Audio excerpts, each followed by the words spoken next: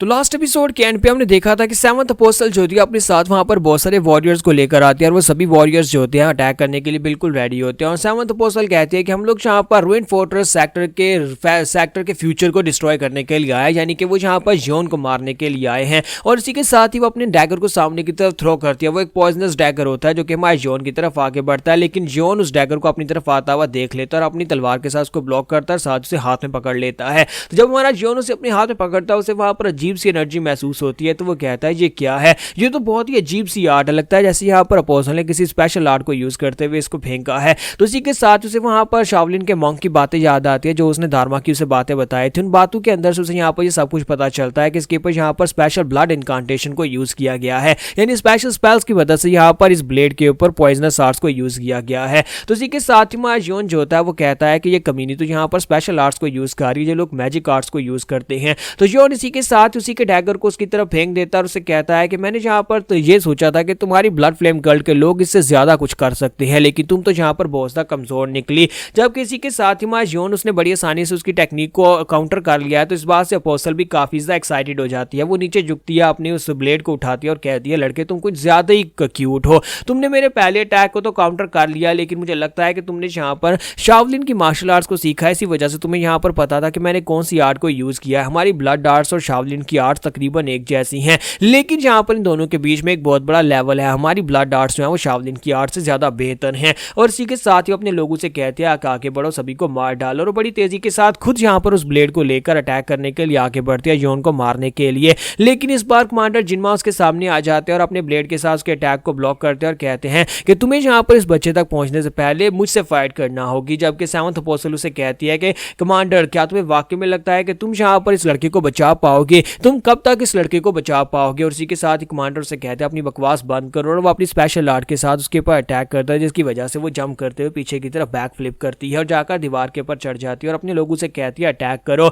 और उसके सोल्जर्स जो होते हैं बड़ी तेजी के साथ अटैक करने के लिए आगे बढ़ते हैं। और अब यहाँ पर फ्लैश बाउंड और सभी लोग बिजी हो जाते हैं उससे फाइट करने में। वहां पर उनके सामने बहुत सारे अपोनेंट्स होते हैं जिनके ऊपर उन्हें अटैक करके उनको मारना होता है। वो उन लोगों के सर काट रहे होते हैं, क्योंकि सर काटे बिना यहाँ पर इनको मारना काफी ज्यादा मुश्किल है, क्योंकि सारे के सारे ब्लड फ्लेम वॉरियर्स होते हैं। जबकि हमारा जॉन जो होता है वो साथ साथ अब यहाँ पर अपनी तलवारबाजी के साथ उस स्पेशल टेक्निक को भी यूज कर रहा था जो कि उसने शावलिन के मॉन्क के पास से कॉपी किया। तो वो शावलिन के मॉन्क की टेक्निक्स को भी वहां पर कॉपी करके उनको यूज कर रहा होता है और बार बार उनके पर अटैक कर रहा होता है। तो हमारा जॉन जो होता है वो कहता है कि मैंने जब उसके ब्लेड को डैगर को वहां पर पकड़ा था मुझे महसूस हुआ था कि यहाँ पर मैंने एक नई आर्ट को मास्टर कर लिया है। और इसी के साथ जॉन अब फिर से वहां पर उसी पंचिंग टेक्निक को यूज कर रहा था जो कि शावलिन की। और दूसरी तरफ वो फाइट को भी देख रहा होता है कि जहाँ पर कमांडर जिनमा भी अपनी फाइट कर रहे हैं, बाकी के सभी लोग अपनी अपनी फाइट कर रहे हैं। और जहाँ पर वो शावलिन के मॉन्क जंग की तरफ देखता है कि वो जो फाइट कर रहे होते हैं लेकिन उनकी फाइट इतनी ज्यादा पावरफुल नहीं होती, क्योंकि वो यहाँ पर फिजिकली तो स्ट्रांग है लेकिन उन्होंने मार्शल आर्ट्स नहीं सीखी हुई, जिसकी वजह से उन्हें काफी ज्यादा दिक्कत हो सकती है। तो कुछ लोग निकलते हैं और कहते हैं कि सबसे पहले इस मॉन्क को मारो, इस मॉन्क को मार डालते हैं। जैसे वो मॉन्क की तरफ आगे बढ़ते हैं तो मॉन्क काफी ज्यादा घबरा जाते हैं।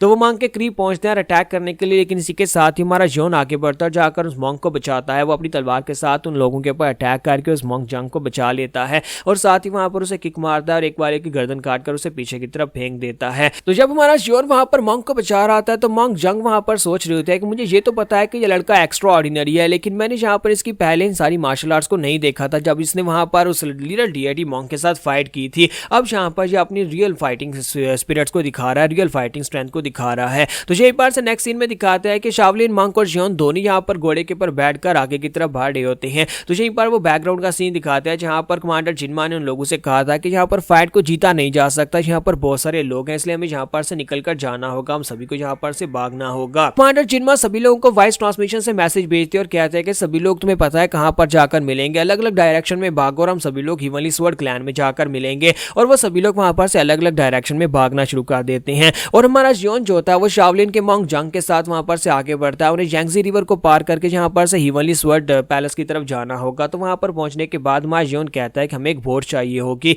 तो वहीं पर पानी के अंदर उन्हें एक बोट दिखाई देती है। तो वो कहते हैं कि वहां पर देखो वहां पर एक बोट है, लेकिन अब वो बोट यहाँ तक कैसे पहुंचेगी, वो तो पानी में काफी दूर है। तो वो कहता है कि हम लोग यहाँ पर सब तैर कर ही जा सकते हैं। तो शावलिन मॉन्क से कहते हैं नहीं रुको जरा, मैं उस मॉन्क को उस बोट को अपनी तरफ बुलाता हूँ। इसी के साथ ही शावलिन मॉन्क जो होते हैं वहां पर नीचे उतरते हैं और उतरने के बाद एक जोरदार दहाड़ लगाते हैं और ऊंची आवाज में चिल्लाकर कहते हैं बोट जल्दी से यहाँ पर आ जाओ, यानी कि बोट वालों हमें भी ले जाओ। तो बोट जो होती है उसका मुंह उनकी तरफ मुड़ जाता है, यानी कि वो बोट वाले उनकी बात सुन लेते हैं और उनकी तरफ आते हैं। तो जब वो बोट उनके करीब पहुंचती है तो वहां पर उसके ऊपर काफी सारे यंग मास्टर्स और यंग मिसेज होते हैं। ये सारे के सारे अनऑर्थोडॉक्स फैक्शन के यंग मास्टर्स होते हैं। तो उनको देखने के बाद वो कहते हैं तो काफी सारे दूसरे रेप्यूटेबल क्लैंस के यंग मास्टर्स, यंग मिसेज हैं। इन सभी को देखकर लगता है कि सभी लोगों ने प्रॉपर मार्शल आर्ट्स की ट्रेनिंग की हुई है। जब किसी के साथ उनमें से एक लड़की जो होती है वो निकलती है और कहती है देखो तो जरा यहाँ पर एक बुढ़ा मॉन्क और उसके साथ एक लड़का, तो क्या तुम लोग यहाँ पर हमारे साथ चलना चाहोगे? हमारे जियोन को फिलहाल के लिए इस बारे में नहीं पता होता कि ये सारे के सारे अनऑर्थोडॉक्स फैक्शंस के यंग मास्टर्स हैं। तो वो लोग उनकी बात मान लेते हैं और साथ ही उनके साथ चलने को तैयार हो जाते हैं। तो हमारा जियोन उनसे कहता है कि आप लोगों का बहुत बहुत शुक्रिया हमें यहाँ पर अपने साथ आने देने के लिए। तो वो लड़की उनसे कहती है कि चलो जल्दी से ऊपर आ जाओ, हमारी बोट के ऊपर घोड़े भी आ सकते हैं, तुम चाहो तो अपने घोड़े भी लेकर आ सकते हो। तो इसी के साथ ही हमारा जियोन और मॉन्क दोनों वहां पर बोट के ऊपर ऑन बोर्ड हो जाते हैं। तो बोट के ऊपर आने के बाद वो लड़की जो होती है एक किस्म की उन सभी की लीडर बनी होती है।